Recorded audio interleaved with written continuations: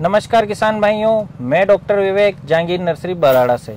आज हम आए हैं उज्जैन बबलू जी भैया के फार्म पर, जिन्होंने पपीता का बगीचा लगाया था। बहुत ही अच्छी मेहनत की भैया ने और बहुत जोरदार फ्रूटिंग आई है। इसी उपलक्ष्य में आज भैया का सम्मान समारोह रखा है, जिसमें कंपनी के हमारे सभी प्रतिनिधि भी आए हैं। इसी क्रम में हम सबसे पहले भैया को श्रीफल और शाल भेंट करेंगे, वह इनका सम्मान करेंगे।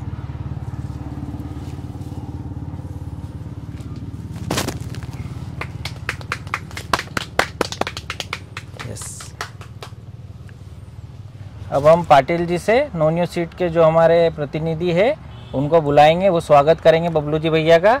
हाँ लोकेश जी पाटिल जी आइए। बहुत बढ़िया, राम राम। हाँ, हम बबलू जी भैया का सबसे पहले परिचय लेंगे, वह बगीचा जो लगाया है उसके बारे में जानकारी लेंगे। यस, मैं बबलू पाटीदार, गांव पाटपला, मक्सी रोड, उज्जैन से, मध्य प्रदेश, यहीं का निवासी और यहीं अपना फार्म हाउस है अपने मक्सी रोड पर। बिल्कुल। भैया ने जो बगीचा लगाया है उसके बारे में हम डिटेल जानकारी लेंगे। सबसे पहले भैया से लगाने के समय के बारे में जानकारी। कौन से महीने में लगाया था भैया बगीचा? ये सर फरवरी में लगाया था, 15 फरवरी से 20 फरवरी के बीच में प्लांटेशन हुआ था। कितनी दूरी पर लगाया था आपने ये लगाया था सर अपन ने 8 बाय 6 पे। अच्छा, 6 बाय 8 पे लगाया था। हाँ, रो से रो की दूरी है जो 8 फीट है। हाँ? पौधे से पौधे की दूरी 6 फीट है। ओके। फरवरी माह में लगाया था भैया ने और 6 बाय 8 की दूरी पर लगाया था। साथ ही हम जानेंगे जो वेराइटी लगाई वो कौन सी वेराइटी का चयन किया था आपने? सर ये रेड लेडी 786 नोनियो सीड्स का F1 वेराइटी है। नोनियो सीड्स के प्लांट लगाए थे। खेत का चयन जो आपने किया वो किस प्रकार का खेत है आपका? ये इस प्रकार का खेत है सर कि यहाँ एक तो पानी का ठहराव नहीं होता है। हाँ। पानी का जल भराव नहीं होता है। हाँ। और दूसरा यहाँ के ठंडी जब आएगी तो यहाँ पर ठंड का पाला भी गिरने की संभावना कम रहती है। बिल्कुल। ऊंची जगह पे थोड़ा सा। कुल कितने पौधे लगाए आपने? सर ये करीबन 2500 के आसपास पौधे लगाए हैं। सभी एक ही वेराइटी के पौधे हैं? हाँ, 200 पौधे अलग हैं। 2300 पौधे करीबन रेड लेडी के हैं और 200 पौधे मैंने ट्रायल के तौर पर अमीना के लगाए थे। ओके। कैसा क्या परफॉर्मेंस रहा? बहुत बढ़िया है सर। अभी तक तो मतलब हार्वेस्टिंग चालू हो गई है मेरी और अभी फल आप देख ही रहे हैं कि कितना फल लगा हुआ है। बहुत अच्छा परफॉर्मेंस है। हार्वेस्टिंग लगभग कितने दिनों में चालू हो गई अपनी? मेरी हार्वेस्टिंग सर अगर कहें तो 170 दिन के अंदर मैंने फल तुड़ाई चालू हो गई थी। लगाने के 170 दिन में चालू हार्वेस्टिंग चालू हो गया था। बिल्कुल। किसान भाइयों, ताइवान रेड लेडी 786 F1 का बगीचा भैया ने लगाया है, जिनकी हार्वेस्टिंग 7 महीने में चालू होती। उससे पहले ही भैया ने जो मेहनत की है उसके दम पर समय से पहले ही इनका बेचने का प्रक्रिया चल गई है। सितंबर में इनका हार्वेस्टिंग चालू हो गया है। भैया से भाव के बारे में भी पूछेंगे, अभी लगभग किस भाव में जा रहा है, वो कितना माल इन्होंने बेच दिया है।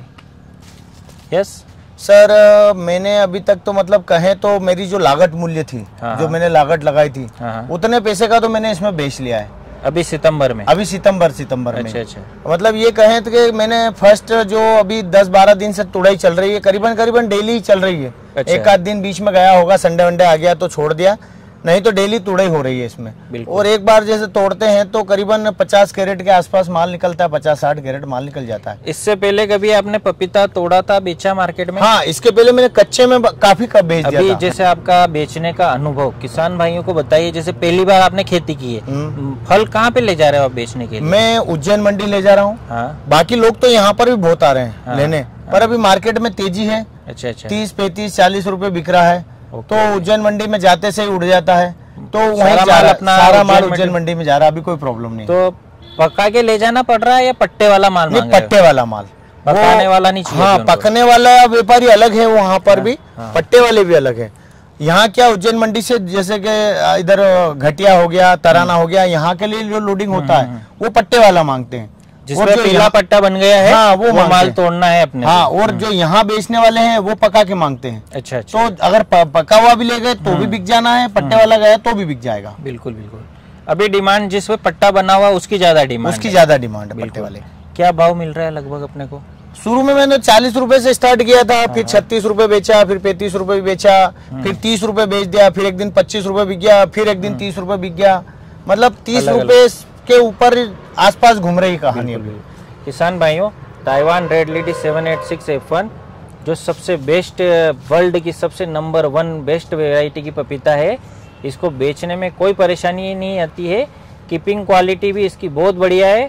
भैया ने उज्जैन में बगीचा लगाया है पाटपाला में, और अपना सारा माल ये भी वर्तमान में सितंबर के महीने में अपने मार्केट में उज्जैन में बेच रहे हैं। रेट इनको 30 रुपए के अप्रोक्स 3 से अबाव मिल रहा है आपको। 30 अबाव मिल रहा है। इनका खर्चा तो सितंबर महीने में ही निकल गया जो इन्होंने लगाया था बगीचे पे। सर अभी जैसे कहें कि इसमें मैंने खर्च निकाल लिया है, हाँ। उसके बावजूद अभी लगता नहीं कि मेरे को कि कहीं कहीं हार्वेस्टिंग हुई है। हाँ। मतलब अभी एक एक दो फल टूटे हैं पेड़ों से ना, मेरा खर्चा निकल गया इसमें। अच्छा। क्योंकि रेट ज्यादा है ना। हाँ। और अभी माल तो अभी ये मतलब क्या कहें तो अभी 2% माल नहीं निकला है। अच्छा, उसमें ही खर्च सारा निकल गया मेरा। Okay okay. वेराइटी के बारे में क्या कहना चाहोगे आप? वेराइटी सर मतलब मेरे को तो इससे अच्छी वेराइटी लगी। जब शुरू में मैं संतुष्ट नहीं था, मैंने कहा यार ये स्लो मतलब कब होगी ना, इसमें फूल फ्लावरिंग वगैरह नहीं, ये ऊपर से आ रहे ना ये वो। फिर जब इसका धीरे धीरे जमने लगा ये, तो ये पूरा सेट हो गया पूरा ऊपर तक। अब ये कहें कि ये सब में 60-70 किलो माल से ऊपर ही है, इससे नीचे नहीं है। मार्केट में बेचने में कोई परेशानी? अरे कोई परेशानी नहीं आ रही, और टेस्ट में बहुत अच्छा है। अच्छा, जिसने एक बार कैसा निकल रहा है? बिल्कुल केसरिया कलर का निकलता है, एकदम लाल कलर केसरिया कलर का निकलता है। स्वीटनेस में कैसा है इसका? बहुत ज्यादा स्वीटनेस है। अभी तो इतना मतलब जो एक बार लेके गया ना व्यापारी, वो डबल में मांगता है कि वही वाला दे दो आप। इसमें सर है ना, एक बात है कि बाजार में अभी लंबी वाली पपीता आ रही है दूसरी वेरायटी की, पता नहीं कौन सा वेरायटी है। वो दिखने में तो बहुत अच्छी दिखती है लोगों को, लंबी है ये वो, लेकिन उसके आगे अपने आगे उसको फेल है। क्योंकि ये जब काट खाता है ना व्यक्ति, तो इसमें स्वीटनेस बहुत ज्यादा है। स्वीटनेस दूसरे पपीता से बहुत ज्यादा है। हाँ। Okay okay. तो डबल में मांगता है इसको। Okay okay. बगीचा आपने लगाया, उसके बारे में अब किसान भाइयों को थोड़ी सी डिटेल शॉर्ट में दीजिएगा, है ना। जैसे कौन दूरी आपने कितनी रखी थी? 6-8 सर, रो से रो 8 है और पौधे से पौधे 6 है। हाँ। बेड कितना चौड़ा बनाया आपने? ये करीबन 5 फीट का बेड है सर बीच में। पौधे सारे मल्चिंग से लगाए, drip line double line? Drip double line है सर, डबल लाइन से लगाया था। पानी निकास का कैसे क्या व्यवस्था की आपने? निकास की अच्छी व्यवस्था सर, डबल लाइन डाल के बेड बना के, उसके बावजूद भी जैसे बारिश के पहले मैंने इसमें एक छोटा ट्रैक्टर से नालियां बना दी थी। अब पानी गिरता है उसी समय खेतों में पानी दिखता है, पानी जैसे ही बंद हुआ कि खत्म हो जाएगा। बिल्कुल। हाँ। खरपतवार नियंत्रण के लिए क्या किया? खरपतवार नियंत्रण के लिए मैंने कुछ भी नहीं किया सर। ये जैसे ही अभी इसके पहले, अभी तो पत्ते झड़ गए इसके, अभी 20 दिन पहले इसमें बहुत ज्यादा घना था, तो ये इसने घास ऑटोमेटिकली खत्म कर दी सर, अपने आप घास चली गई इसकी। बिल्कुल। बबलू जी भैया ने जो बगीचा लगाया है, इनको क्या क्या प्रॉब्लम फेस करने को मिली है, वह नए किसानों को वो प्रॉब्लम नहीं आए, इस बारे में हम डिस्कस करेंगे। सबसे पहले भैया बताइए, आपको क्या क्या परेशानियां देखने को मिली? सर परेशानी ये हुई थी कि इसमें जब मौसम कन्वर्ट हुआ था ना, गर्मी से बारिश का दौर आया था, उस दौरान इसमें माइट्स आ गई थी। माइट्स आने के बाद में मैंने स्प्रे जैसे डाले बैक टू बैक, तो ज्यादा थोड़ा सा स्प्रे तेज कर दिया था, तो ये फुल ड्रॉपिंग की समस्या भी आ गई थी बीच में स्प्रे बढ़ाने। माइट्स कब आई? माइट्स आई थी सर वो जून और जुलाई के बीच में ही। और दूसरा तो अभी जैसे ज्यादा बारिश जब होने लगी ना, बहुत ज्यादा बारिश, तो एक साथ पूरे बगीचे में पीलापन आ गया। पीलापन आया पूरे बगीचे में, पीलापन आ गया। तो मैंने सोचा, घबरा गया, मैंने कहा क्या हुआ, मैंने कहा गया ये तो। बिल्कुल बिल्कुल। फिर सर से चर्चा भी हुई थी, आपसे भी चर्चा हुई थी, बोले अभी आएगी ड्रॉपिंग, बोले वो इतने दिन से झड़े नहीं पत्ते, तो चलो अभी रुक गया है सही पीलापन, पर वो नेचुरल है। बिल्कुल। वायरस वगैरह? वायरस में कोई ज्यादा बड़ी बात नहीं, 1-2 पौधे आए थे वायरस में, पर वो आए उसी समय थे। वो भी कम आया था? वो भी जून और जुलाई के बीच में, जैसे ही बारिश हुई थी उसके 8-15 दिन बाद। बिल्कुल। किसान भाइयों, भैया को सबसे पहले माइट्स की समस्या देखने को मिली। जब मौसम गर्मी का होता है तब लाल मकड़ी का आक्रमण होता है, ह्यूमिडिटी बढ़ती है जून के महीने से, बारिश के समय से पहले, उस समय तो आप माइट्स का उस समय ध्यान लगाए। पत्तों के नीचे माइट्स का आक्रमण होता है तो आप अपने बगीचे में देखें अच्छे से, वह माइटीसाइड का स्प्रे करें। दूसरा, पपीता में अभी सबसे क्रूशियल समय देखने का मिल रहा है मई जून का, जब गर्मी बहुत ज़्यादा तेज हो जाती है, वाइट फ्लाई की संख्या बढ़ जाती है, पौधे की इम्यूनिटी उस समय वीक हो जाती है, उस समय हम थोड़ी लापरवाही करते हैं तो वायरस का आक्रमण हो जाता है। भैया ने सावधानी बरती, वह अपने बगीचे में फ्लड इरिगेशन किया, जिसके कारण इनके यहाँ वायरस ज़्यादा देखने को नहीं मिला। कुछ पौधों में आया था तो भैया ने हटा दिए। साथ ही भैया को अभी जो सितंबर अक्टूबर में पीलेपन की समस्या देखने को मिली, तो उसका कारण होता है इस समय पपीता पकने की स्टेज पे आ गया है पौधा अपना न्यूट्रिशन लेता है तो वो पौधे को पत्तों का न्यूट्रिशन लेके पत्ते को गिराता है। तो ये नीचे के पीले पत्ते होके गिरना ये नॉर्मल प्रक्रिया है, इसमें किसान भाई घबराए नहीं। हाँ, ध्यान जरूर लगाए, अगर खेत में पानी भराव हो रहा है, जल निकास नहीं हो रहा है, पानी की कमी या पानी की अधिकता तो नहीं है, कोई इन्फेक्शन या वायरस का आक्रमण नहीं है, इन चीज़ों का ध्यान जरूर लगाए। वह समय समय पर फंगिसाइड, इंसेक्टिसाइड, एंटीबायोटिक का स्प्रे जरूर करें। आपने शेड्यूल का फॉलो किया था?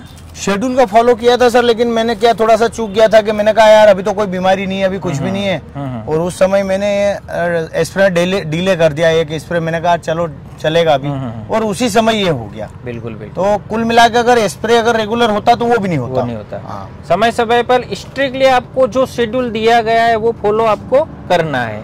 फर्टिलाइजर का शेड्यूल भी आपने पूरी तरह फॉलो किया है? फर्टिलाइजर जैसा आपने बताया वैसे ही चल रहा है। फर्टिलाइजर का स्प्रे का शेड्यूल आप समय समय पर जितने दिन में स्प्रे का बोला गया है आप इसका शेड्यूल को पूरी तरह से फॉलो कीजिए, ताकि बीमारी आने से पहले नियंत्रण रहे।